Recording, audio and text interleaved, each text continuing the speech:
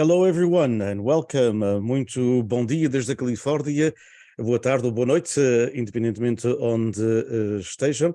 E é com muito gosto que estamos na vossa companhia para mais um evento do Portuguese Beyond Borders Institute, o Instituto Português Além Fronteiras da Universidade Estadual da Califórnia em Fresno. Welcome on behalf of PBBI from Fresno State. This is the Alfred Lewis reading series. We want to welcome each and every one of you on my behalf and on behalf of fellow curator Roseangelina Baptista, poet Roseangelina Baptista, who does the wonderful job of putting all this together for us through PBBI at Fresno State. So welcome to each and every one of you. The Alfred Lewis Reading Series is an event that happens 4 times a year. This is our 3rd one for 2023. We have a 4th one coming up in October after this one, and then we will continue with them in 2024. And our objective, if all goes well, is to, in 2024, toward the end of the year, to publish an anthology with all of the poems that were read, chosen by, of course, the poets in honor of Alfred Lewis and in honor of all the poets who participate. Portanto, mais uma vez, e em português, para todos, bem-vindos. Com muito gosto, este é o nosso 3º evento, portanto, da série de leituras em honra de Alfred Lewis, nascido Alfred Lewis, depois mudou o nome para Alfred Lewis, imigrante da Ilha das Flores, do arquipélago dos Açores, que muito cedo, com 19 anos, veio para a Califórnia e aqui publicou, portanto, poesia e prosa. Em honra do Alfred Lewis, temos esta série de leituras bilíngues, 4 por ano, portanto esta é a nossa 3ª, e para o ano que vem queremos continuar, em 2024, obviamente, a 4ª será em outubro. E em 2024 a nossa intenção é termos pelo menos mais 3 sessões depois de trabalharmos numa antologia com os poemas, uma antologia bilingue com os poemas dos poetas que aqui participaram e participarão ao longo das próximas sessões. A sessão de hoje temos, portanto, como sempre, uma leitura de um poema dedicado a Alfred Lewis. Depois temos os nossos convidados e convidadas, Énia Lipanga, de Moçambique, Nancy Vieira Couto, aqui dos Estados Unidos, Carlos Matos, também dos Estados Unidos, Lineta Escobar, também dos Estados Unidos, e Roseangelina Baptista, também dos Estados Unidos, mas via Brasil e via outras partes do mundo também. E, portanto, Lara Goulart, nós tínhamos convidado a Lara, mas ainda não temos a participação de Lara, veremos se ela aqui estará. Eu acho até que quase todos os poetas, I think all of the poets who are from the US, I know Rose has roots, of course, in Brazil, but I think that the other 3 have roots in the Azores, if I'm not mistaken. And so Azores and Madeira. That's right. You have marriage. that half and half. Yes, that's right. Yes. I cannot forget that part. Islander roots. Let us start. Vamos começar então com o Alfred Lewis, do livro Aguarelas, Florentinas e Outras Poesias, publicado em 86, que precisava uma nova publicação. It's been out for quite a while, since 1986, and it would be great to do another edition of Aguarelas, Florentinas, Alfred's poems.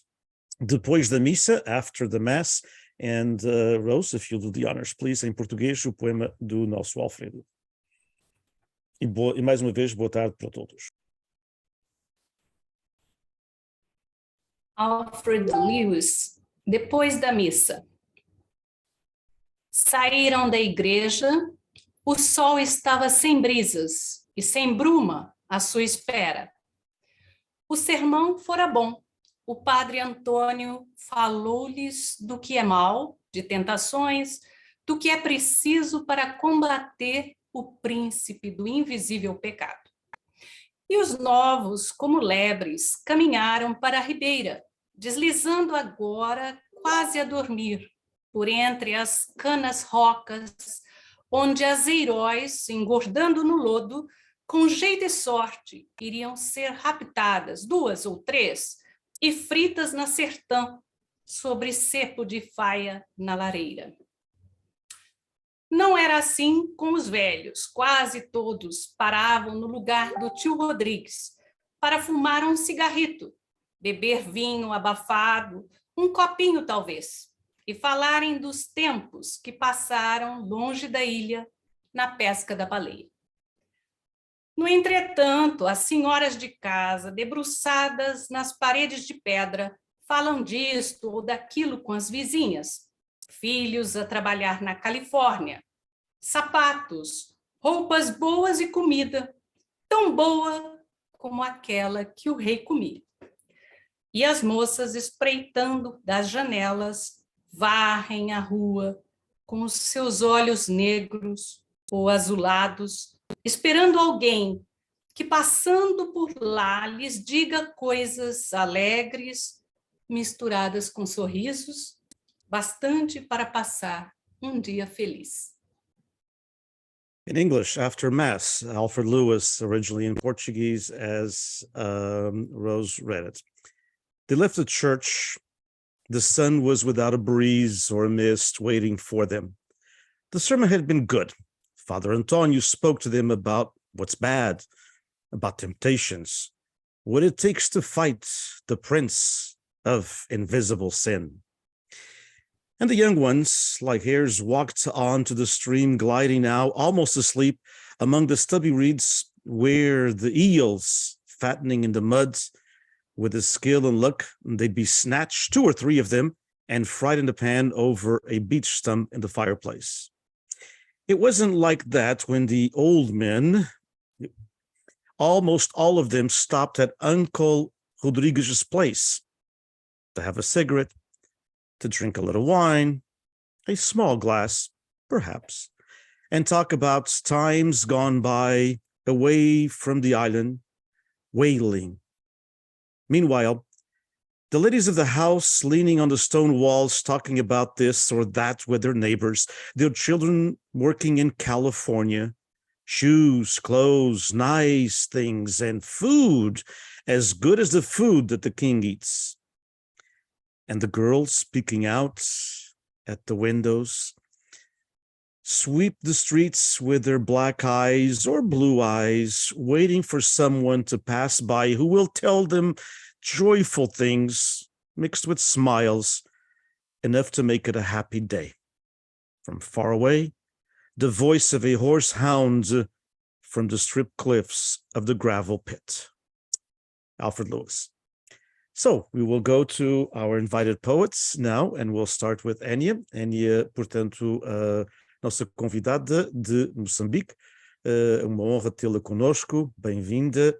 E Énia Lipanga lerá, portanto, 2 poemas, um deles publicado na Antologia Poética de Ser Prazeres, e um outro poema, portanto, que ainda não foi publicado, o primeiro com o título de Eu Sou África, o segundo Me Apetece Dar. Bem-vinda, Énia. Obrigada. Eu sou África.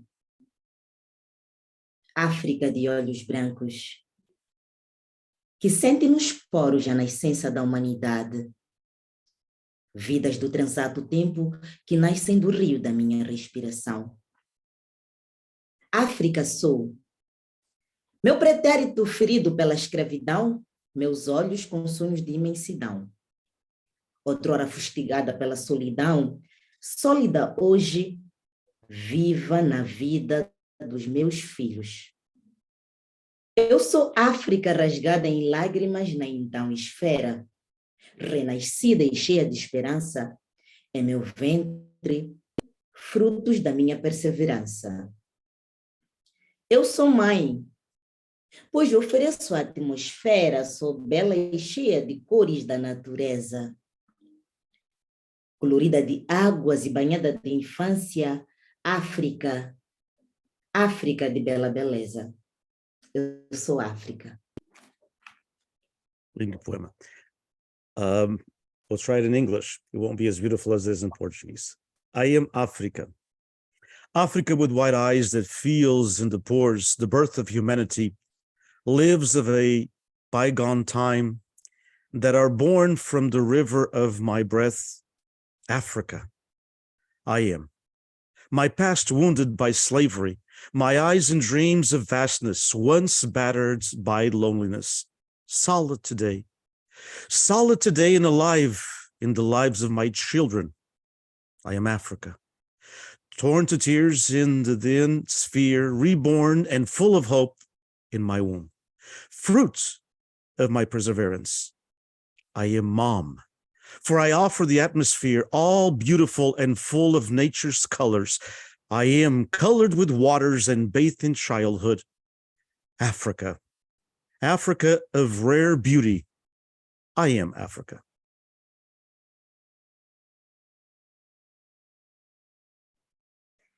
Me apetece dar. Me apetece dar, entregar e me doar. Dar sem me culpar e sem ter o que me perdoar. Dar sem olhar.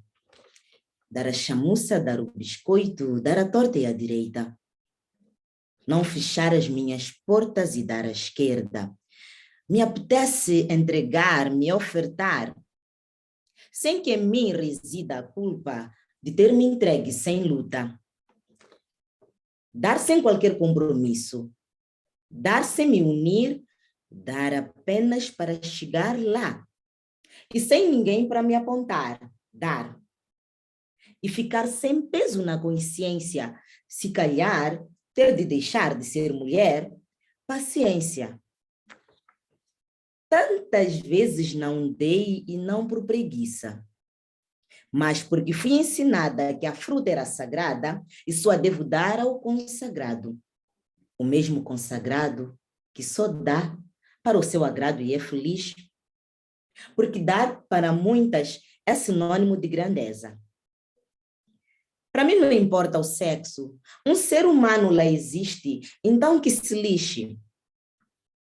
Já que mulher não pode dar, porque não é ético, de homem vou me fardar e vou dar. E vou dar até me fartar. Apetece-me dar. It's a beautiful poem indeed, and I'm going to read it in English. There's one part that is missing here at this end, and I apologize for that. I have no idea what happened with it. So here it goes. I feel like giving, to deliver and to give without blaming myself, without having to forgive myself, to give without looking, to give the singe, the cupcake, to give the crooked and the straight. Don't close my doors and give the left. I feel like giving, to offer myself without the guilt residing in me of having given myself without a fight, to give without any commitment, to give without joining me, to give just to get there and without anyone to point to me, to give and to have no burden on my conscience. Maybe I'll have to stop being a woman. Forbearance. So many times I didn't give, not for laziness, but because I was taught that the fruit was sacred and I should only give it to the consecrated, the same consecrated person who gives only for pleasure and is happy, because to give to many is a synonym of greatness. From Énia Lipanga, muito obrigado. Thank you so much for joining us from Moçambique. Vamos passar então, let's go on to Nancy Vieira Couto. Welcome, Nancy. Hi, everybody. I'm going to read 3 poems. Can you hear me okay? Okay, great. The first one is in the voice of Magalhães, who's called Magellan in 5th grade American history textbooks. And the scene is he's gotten all the way to the Philippines, but he's not getting a very warm welcome in the Philippines. Magalhães Last Testament. Having always been a person of more stamina than energy, I'm not surprised to find myself in the Philippines, although these wide-eyed natives are surprised. By their faces, you'd think I was a ghost of some sort, or the evil eye. Make a figo, I tell them, make a figo, and I'll go away, I promise. But no, something terrible must have happened, and I'm to blame. Their arrows are sharp, and my language splatters like birdshit. I guess stamina won't pull me through this time. Still, I'm not sorry. I work for whoever pays, don't ask about life insurance, and never keep promises. The straight was something else, though, a line paid out in coils before me. I take no credit for that. It must have been maneuvering that twisted rock-walled maze that did it. The smell of something in the Willowas, something final, blasting down the fjords toward the ocean. Nothing was familiar, not breathing, not seeing, not thinking. The crazy thing was even on short rations, I felt full, ready to burst like a big glutton. I said to myself, Fredno, this is too much, and knew it was over. If I had known the Pacific goes on forever, but by then I was a machine, all gears and pulleys, winding my own self up. Better that way. I think if I've learned anything from this, it's that a man can go halfway around the world, no further, or, in plainer words, can go in one direction only, away. Oh, natives, listen to my words while they are liquid testament to a workaday kind of travel. I never meant to sail so goddamn far. I was just doing my job. And here it is in Portuguese, and I believe the translation, Nancy, was done by the editors of where it was published, correct? Nem cá, nem lá. Nem cá, nem lá, which is a lovely anthology. Here it goes. O Último Testamento de Magalhães. Tenho sido sempre uma pessoa mais resistente do que energética.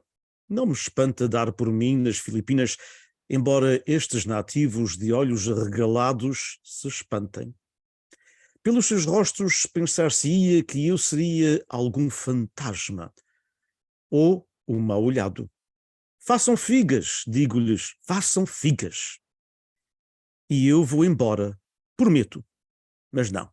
Algo terrível deve ter acontecido e a culpa é minha. As suas flechas são afiadas e a minha língua espalha-se como merda de pássaro. Acho que a resistência não me vai safar desta vez. Ainda assim, não me arrependo de trabalhar para quem paga. Não perguntar por seguro de vida e nunca cumprir promessas. Contudo, o estreito foi outra coisa. Uma linha delineada em espiral à minha frente. O mérito não é meu. Deve ter sido ao manobrar aquele labirinto rochoso e tortuoso que fez a diferença.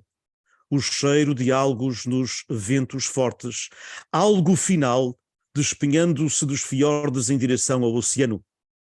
Nada era familiar. Não respirar, não ver, nem pensar. A coisa mais estranha foi aqui, mesmo com rações reduzidas, me senti cheio, pronto a arrebentar como um grande glutão.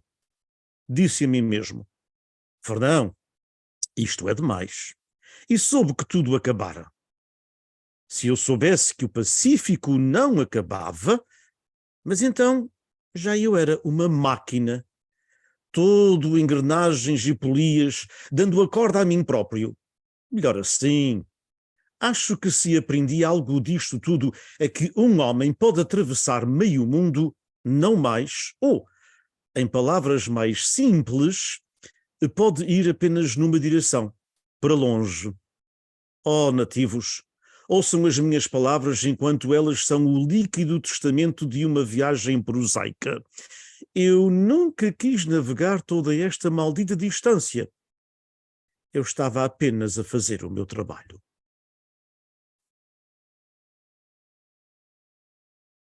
Okay, I'll read another one in English. Beyond modernity, we are warned by placards in 2 languages that say the same thing differently. In the yellow wood, where 2 roads diverge, we choose both, not from arrogance, but from indecisiveness, which, like riding 2 horses at one time, requires long legs, strong thighs, and careless good nature.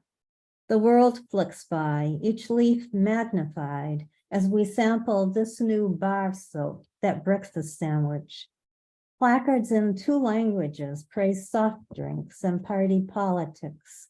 The world flicks by and bites of speech elude their diagrams to hover in the yellow wood.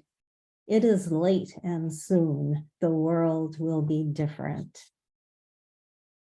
Em português, para lá da modernidade, avisam-nos.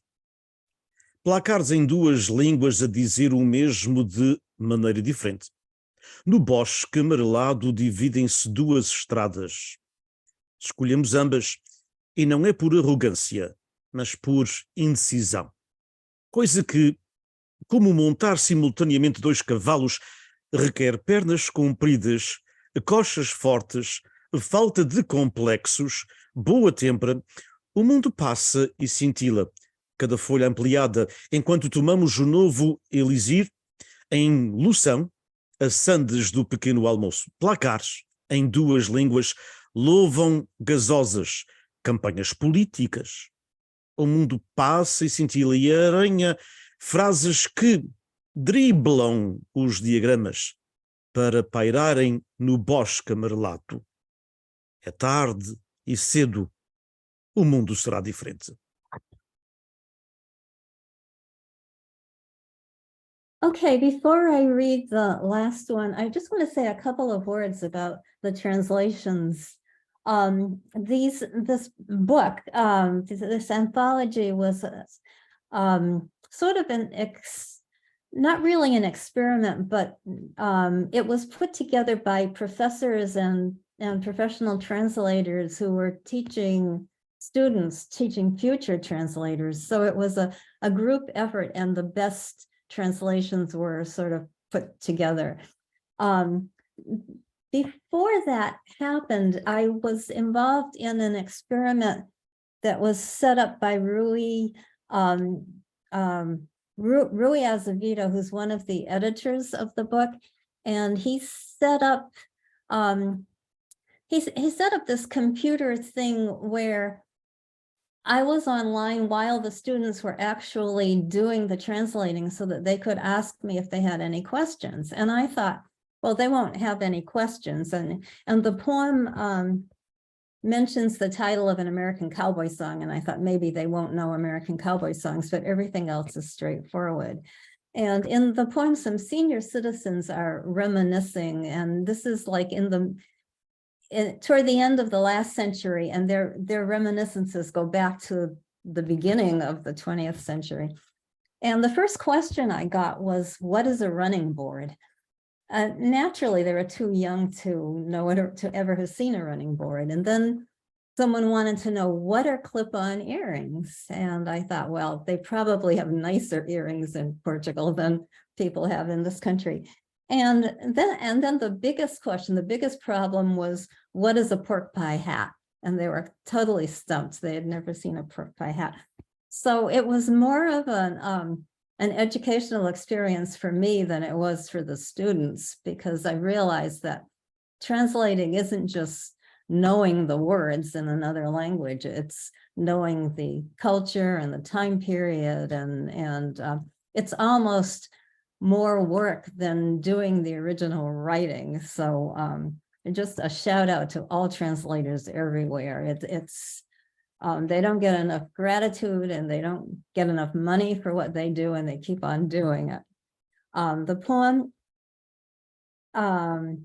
they double up around the absence of campfires and sing old songs.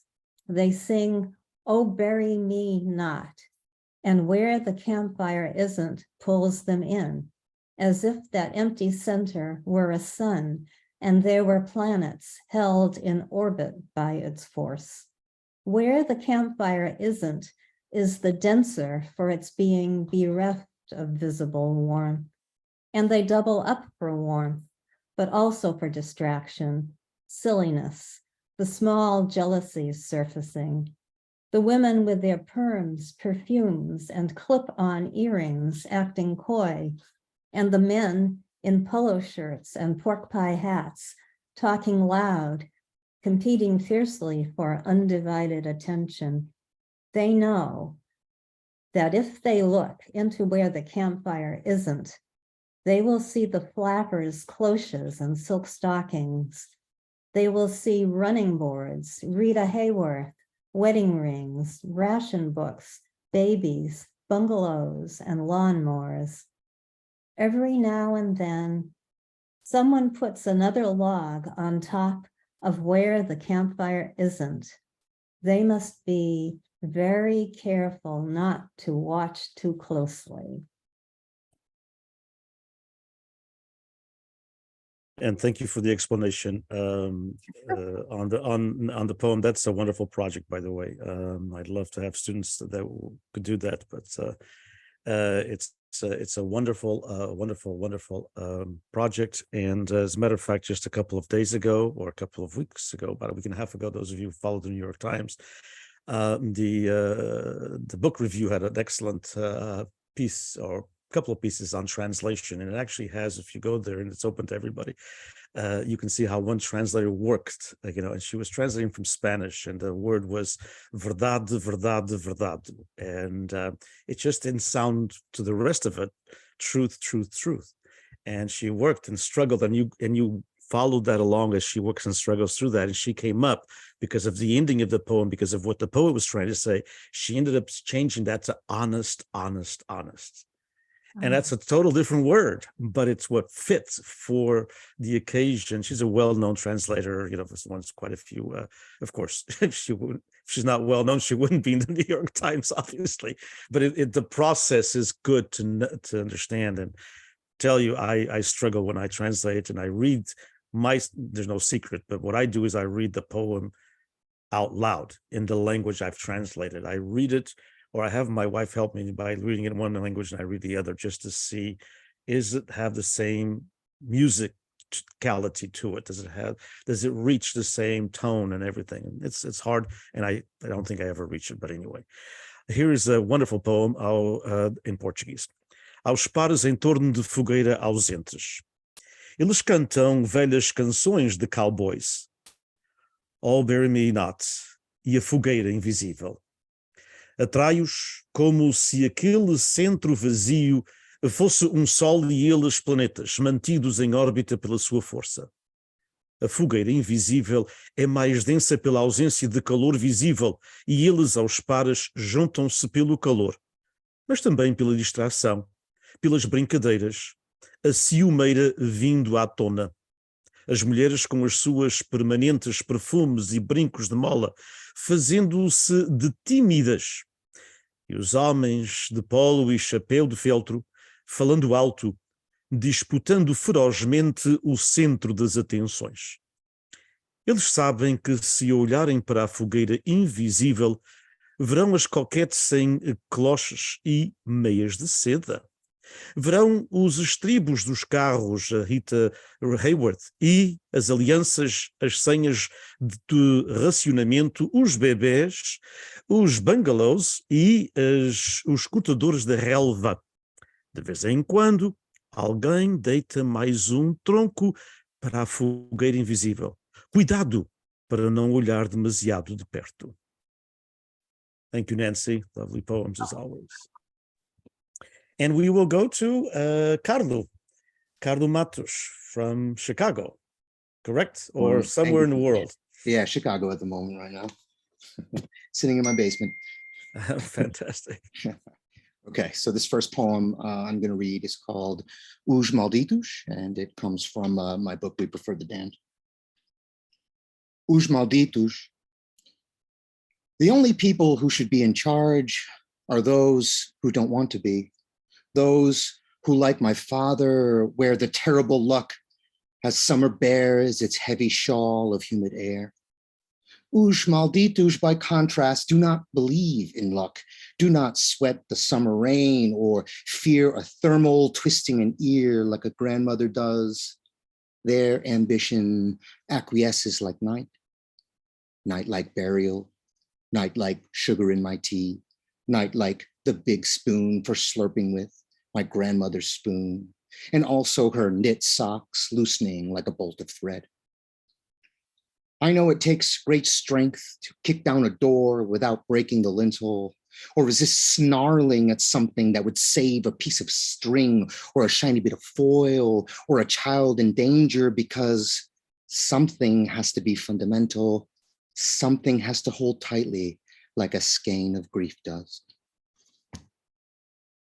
And here it is in Portuguese, and the title maintains the same, Os Malditos. It's wonderful when Carlo has the title already in Portuguese. It saves the translator a bit of work, because, and it is from, as Carlo mentioned, his book, We Prefer the Damned, which I highly recommend, Unbound Edition Press 2021. Please, please, please buy it, as with all of our poets here, buy their work. And also, if you read Portuguese, I would highly recommend an essay that Humberto Freitas wrote about Carlo. Os malditos.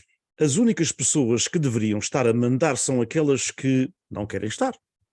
Aquelas que, como meu pai, usam o manto da sua terrível sorte enquanto o verão carrega o seu pesado chalho de ar úmido. Os malditos, pelo contrário, não acreditam na sorte, não transpiram a chuva de verão, ou temem um térmico puxar de orelhas, como só uma avó o faz. A sua ambição aquece como a noite, noite como o enterro, noite como o açúcar no meu chá, noite como a grande colher para tragar com a colher da minha avó.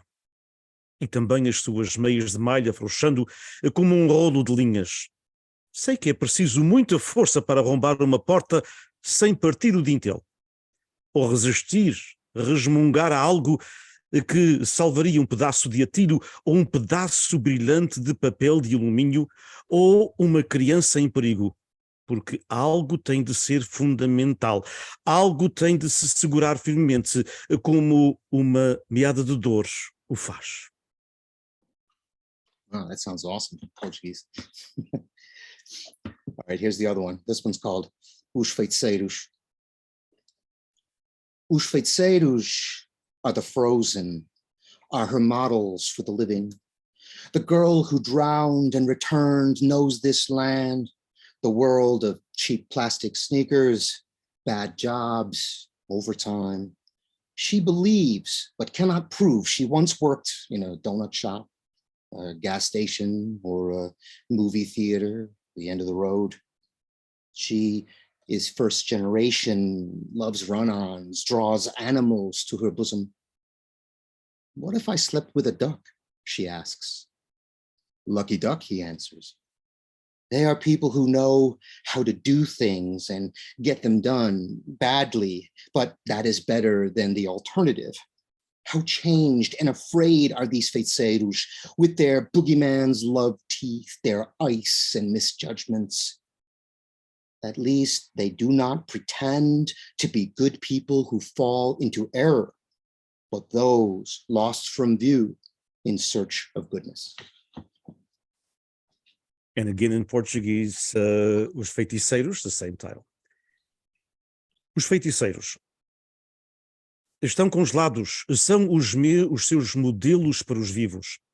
A rapariga que se afogou e regressou conhece esta terra, o mundo dos ténis de plástico barato, maus empregos, horas extraordinárias. Ela acredita, mas não pode provar que uma vez trabalhou numa pastelaria, numa bomba de gasolina ou num cinema, o fim da estrada.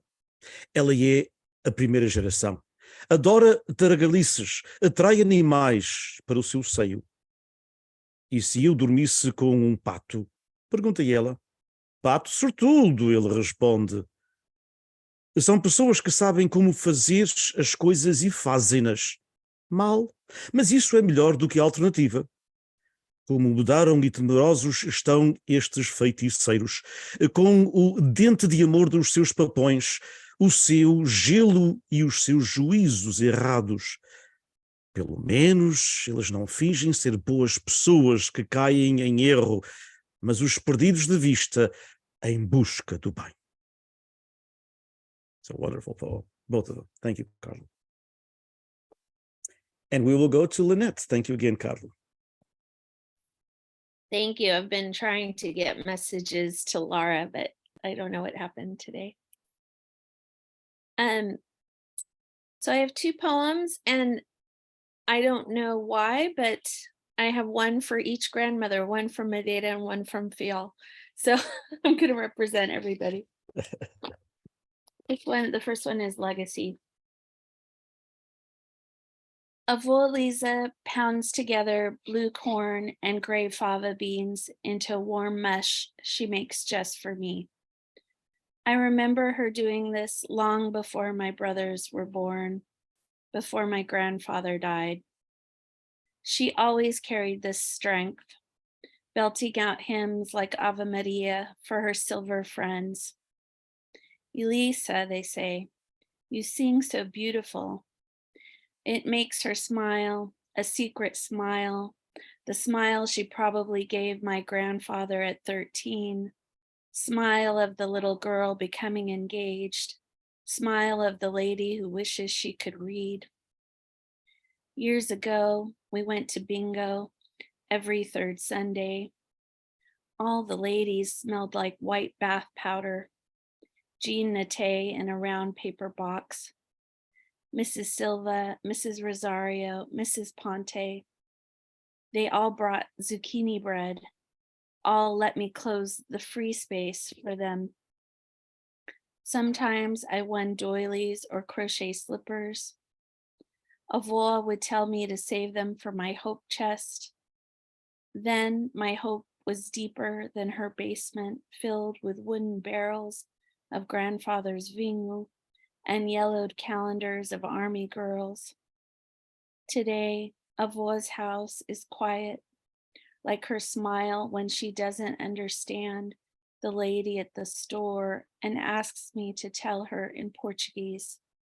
The house, quiet and lonely, like the wax that drips slowly down a burning red votive candle in a Catholic church.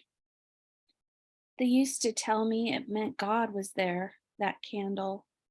So I worried all through Mass that it would blow out. I feel that way sometimes still, in the glow of Avó Lisa's shadow, watching her knit in my grandfather's old chaise recliner. She knits together oceans that are all red and green and gold, knits together the voices of my great-grandmothers and children who never wore bandages, no matter what country they were calling home. And here it is in Portuguese. Legado. A avó Elisa amassa o milho azul e as favas cinzentas numa papa que ela faz só para mim. Lembro-me de ela o fazer muito antes do nascimento dos meus irmãos. Antes do meu avô morrer, ela carregava sempre esta força cantando hinos como a Ave Maria para os seus amigos de prata. Elisa, dizem eles, cantas tão bem. Isso traz-lhe um sorriso secreto. O sorriso que provavelmente deu ao meu avô com 13 anos. O sorriso da menina a tornar-se noiva. O sorriso da mulher que gostaria de poder ler. Há anos, íamos jogar bingo em cada terceiro domingo. Todas as mulheres cheiravam a pó de banho branco. Genate, numa caixa de papel redonda. A senhora Silva, a senhora Rosário, a senhora Ponte, todas traziam pão de abobrinha, todas me deixam fechar o espaço livre para elas. Por vezes davam-me adornos ou pantufas de crochê. A avó dizia-me para guardá-las no meu baú. Nesse tempo a minha esperança era mais funda do que a sua cave cheia com barris de madeira do avô. Vinho e calendários amarelados com moças do exército. Hoje, a casa da avó está sossegada, como o seu sorriso. Quando ela não compreende a senhora da loja e me pede que lhe diga em português a casa, sossegada e solitária como a cera que goteja lentamente de uma vela vermelha ardente e votiva numa igreja católica. Eles costumavam dizer-me que significava que Deus estava lá, naquela vela, Por isso preocupava-me ao longo da missa que iria apagar-se. Por vezes ainda me sinto assim no brilho da sombra da avó Elisa, vendo-a tricotar na velha cadeira de reclinar do meu avô. Tricota os oceanos, que são todos vermelhos e verdes e dourados, unas vozes das minhas bisavós e crianças que nunca usaram ligaduras em qualquer país, a que chamavam casa. That was cool to hear that in Portuguese. Thank you for translating and reading it. I appreciate it so much. Thank you. My pleasure. The next one was meant to be read bilingually, called Rua de Cima. Are you ready, Diniz? I am, and just to let our listeners know that Lynette is challenging me to do this line by line as it should be read, and I've done it with her before, but it's the best reading I heard was with her and Paula because they're both poets. But anyway, here it goes. I'll try my best. Here's the woman who walked into the sea. Aqui está a mulher que entrou no mar. Here are rosary beads, paint worn away. Aqui estão as contas de rosário com tinta já desaparecida. Cut open my spleen. Rasga-me o baço. Find what is left of the White House. Descobre o que resta da Casa Branca. Walk to the armoire covered in dust, pigeons resting on top. Anda até ao armário coberto de poeira, pombos poisados em cima. Find a lock of blonde hair wrapped in tissue. Descobre punhado de cabelo loiro num embrulho de papel. Find the black scarves. Descobre os cascóis negros. Black as tilled earth, black as bile. Negros como a terra lavrada, negro como a bilis. Here is the trunk of a man who never became a priest. Aqui está o tronco de homem que nunca se tornou padre. Here is the trunk of a man who never was a boy. Aqui está o tronco de homem que nunca foi criança. Here are the blue hydrangeas, the belt that beat the children, the green of kale and watery soup. Aqui estão as hortênsias azuis, o cinto que bateu nas crianças, o verde da couve na sopa deslavada.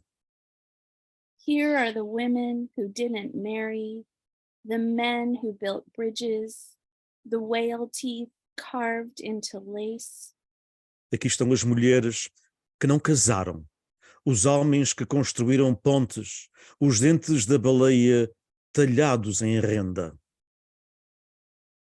Here are the scales left unbalanced by mud. Aqui estão as balanças deixadas em desequilíbrio pela lama. Find it here in my disquiet. Encontra aqui no meu desassossego. A minha casa é sítio onde nunca vivi. A minha casa é sítio onde nunca vivi. Home is a place I've never lived. Thank you. I think that worked. Thank you, Lynette. Wonderful poem as always. And we're going to conclude. We try to keep these to an hour, and we'll be right on time with inviting Rose, of course, to come back. And she has a poem that she's going to be reading, one of her excellent poems. And she will read, of course, in both languages, in Portuguese and in English. Again, and Rose, for those of you who are following us, and those of you here, of course, on the panel know, but those of you who are following us, Rose is a co-curator with me of this Alfred Lewis reading series, and she's actually the organized person behind all of this. She always puts in a lot of hard work to making these events work and work right. So my public acknowledgement again, and my public thanks to Rose, and for the idea to put together an anthology. I think it'll be a wonderful anthology. I think when we publish it, it should have around 30 to 35 poets, 2 to 3 poems from each. And so I think it will be a wonderful homage to all of you, but also to our friend, bygone friend, but for always friend, and who responsible for many of the works that today poets write, which is Alfred Lewis. I believe I believe heartfully that we are all here, as the President Barack Obama used to say, on the shoulders of someone, and we are. And Alfred Lewis, before when many of us were children, or before many of us here were born, Alfred in 1951 published a book, wrote this wonderful book, Home is an Island, sent it off to Random House, different time, different place, at different time, of course, and Random House published it. How cool is that? If one could do that today, write a book, send it to Random House, and a year later see it published, and see it with 2 critical reviews, one in the Chicago Tribune and the other one in the New York Times. And so kudos to Rose for this project and for allowing PBBI to be part of it. Rose. As cinzas do sol. As cinzas do sol cegam o céu, secam o sal de pernem, dão bocadinhos à lua de açafrão e cal. Cai, cai, pó ente, põe cinzas douro nos tetracantos da mente. Cinzas da Índia serpenteiam em minhas águas. Brindes de taças aos sadhus, bétulas, crávulos, vélulas, tranças de vinhos. Ó sol da casa da Índia, quando cais ao acaso nos promontórios de Goa, calmo, enferrujado, laranjadó. Imperturbável te deitas, untado à pira do ocaso. Exangue das salam aos domos da acácia, seus espinhos que te arranham, violáceos. O sol de Goa se esconde em meu poema, num pompom amarélio da acácia, perfumado de açafrão.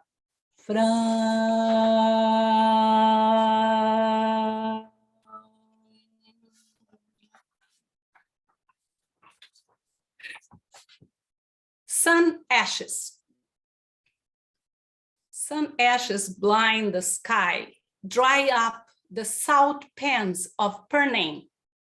They hand feed the moon with the specks of saffron and white lime.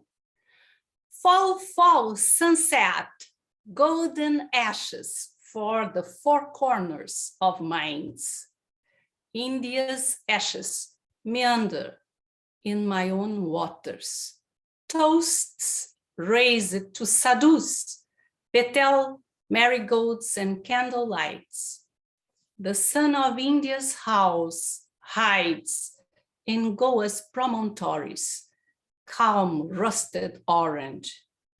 Imperturbable, it lies down, smudged in the decline. It bids farewell, scratched, bloodless, to the domes of acacia, violaceous among the prickles. The Goan sun hides itself in my poem as a scented pompon, an acacia, yellow allium, sublime, lovely poem.